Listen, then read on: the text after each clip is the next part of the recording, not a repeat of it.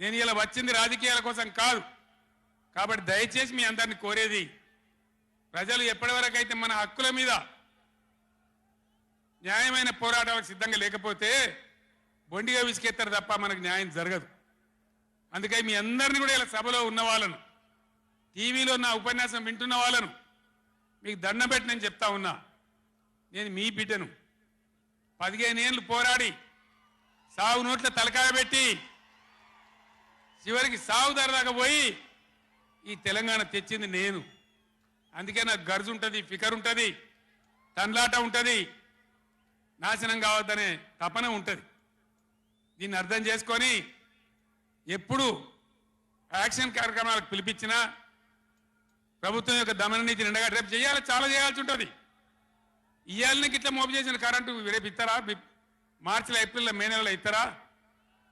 అసెంబ్లీలోనే generator తెచ్చిపెట్టిండ్రు, అంతపాటు గనులు.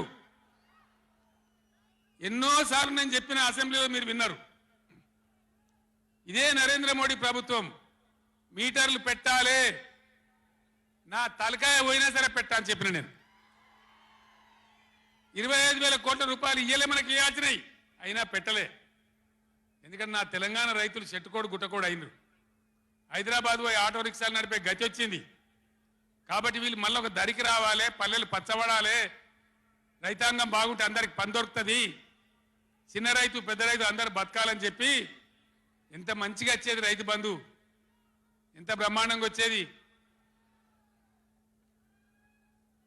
మీ బ్యాంకులో పడి టింగు టింగుమని మీ ఫోన్లు మోగుతుండే.